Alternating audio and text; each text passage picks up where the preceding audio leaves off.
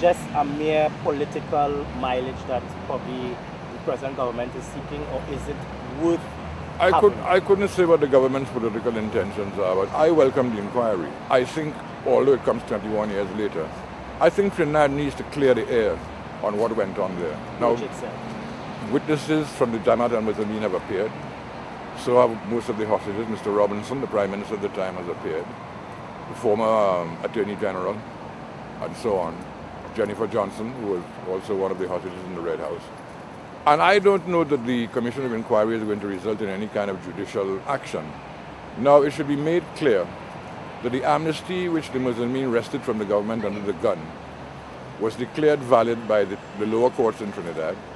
The government appealed to the High Court. The High Court also said it was valid. But then there was a further appeal to the Privy Council. And the Privy Council, interestingly enough, ruled the amnesty was not valid.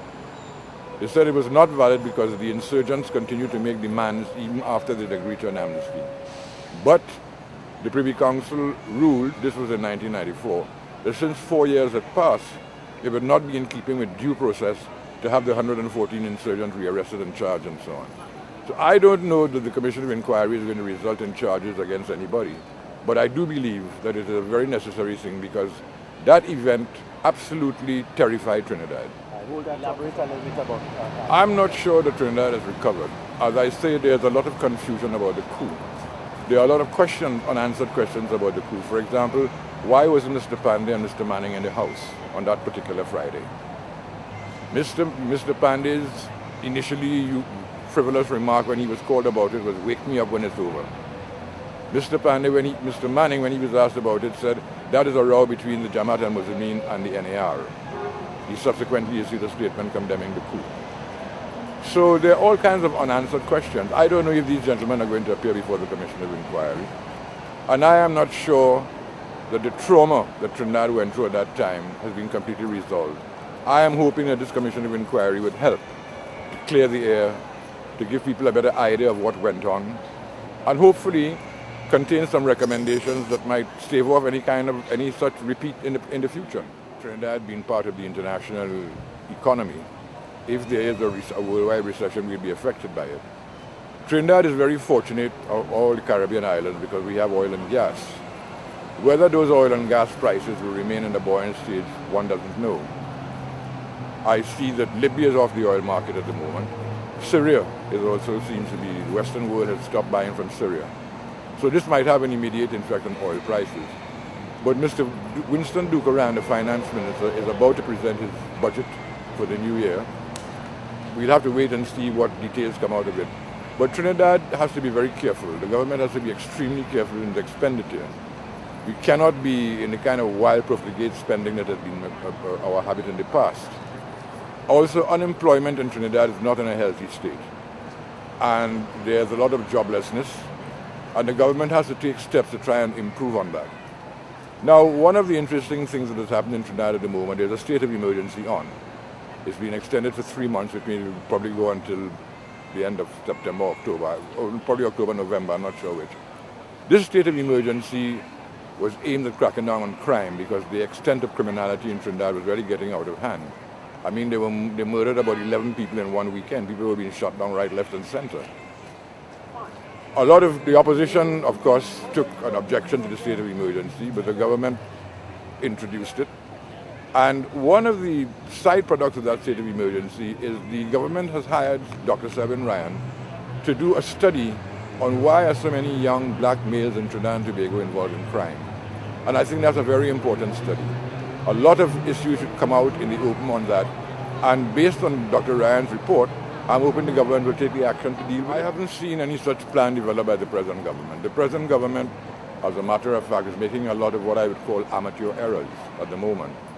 I don't know if they're developing such a long-term plan. They should. Every country should have a long-term plan. But the government, at the moment, I think is still trying to find its feet. It's making some very egregious errors, unnecessary errors, which I think is a result of inexperience.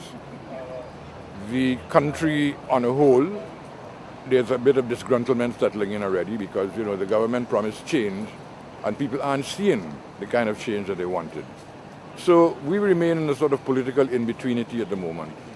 The people of the country are still looking for change, and what they're getting at the moment is exchange. All right, let's close it off with this. I want to ask you a question here. I don't want to laugh. Mr. Panting, are you a Trinidadian? Of course. Birth, born, bred? Birth, born, bred. My mother is Venezuelan, but my father is Trinidadian. My mother, by the way, will be 102 years old come January next year. Okay. Although my youngest brother, the youngest member of our family, Dennis, the economist, he died last year.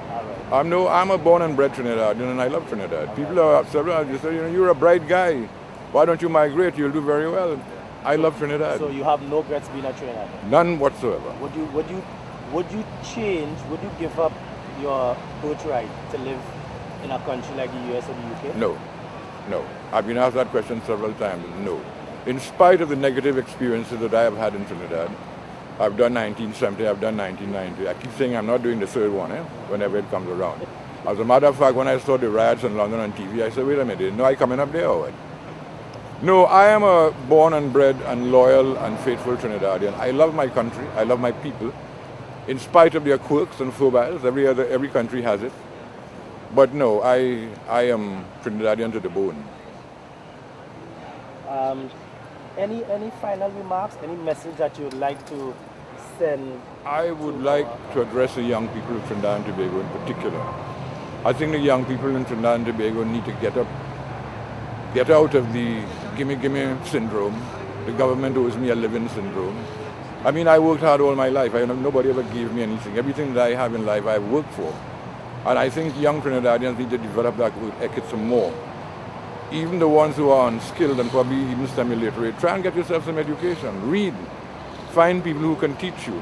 Learn a skill. Because it's the only way the country can progress. You can't have so many young people just idling about the place doing nothing. They have got to get up and get. Mr. Panting, I want to thank you for this. Well, I try to do that to the extent that I'm often invited on panel discussions of various issues in the country, and I always make myself available. And I will always be available to Trinidadians of all races, ages, etc. I don't intend to give up on Trinidad, because giving up on Trinidad is like giving up on myself.